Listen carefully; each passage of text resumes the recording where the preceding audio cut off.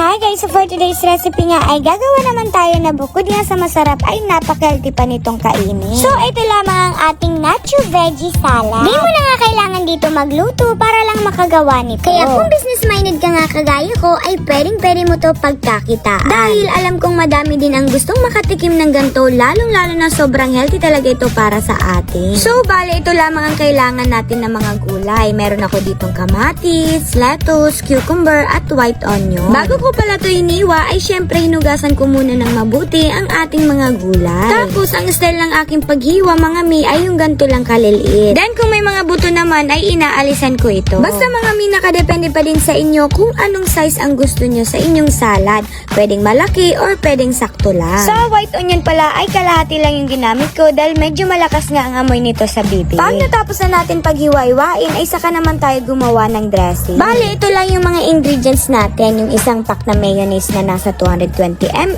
kalahating lemon at 3 tablespoon lamang na minced garlic. Kinadkid ko nga lang ito para pinong-pino talaga ang ating bawang. Sa mga pampalasa naman ay ito lamang na asin, paminta at asukal. Kung meron naman kayong extrang ibap dyan o gatas ay pwede nyo din tong isabay. Pero kung wala naman ay okay lang din yung tubig lang. Kinansya ko lang yung paglagay ng gatas at tubig hanggang sa makuha ko nga yung tamang lapot niya. Saka ko na din inalis yung mga namumuo gamit tong maliit na strainer. Tapos kung ipang-nenegosyo nyo nga ito ay pwede nyo na dito ilagay sa 750 ml na food container. Pero kung kayo-kayo din naman ang kakain ay okay na din sa bowl. Saka na din natin ilagay dito yung mga nahiwa nating lettuce, cucumber, kamatis, white onion. Tapos nagdagdag na din ako dito ng mais. Sa pagkokosting pala nito mga mi ay syempre nakadepende pa din ang presyo ng bilihin sa inyo at kung magkano ang bentahan mo. Basta ipag-a-add nyo lang yung mga presyo ng bawat ingredients. Then kapag na-add nyo na at na-divide nyo na nga sa tatlo or kung ilan pa man ang nagawa nyo, saka nyo naman ibabawas kung magkano ang ibebenta mo sa isang tub. Tapos dun mo malalaman ng tubo o delensya mo sa kada tub. Kanya-kanya na nga sa iba't ibang diskarte kung paano tayo makakabenta. Lalong-lalo na malakas talaga ngayon ang social media,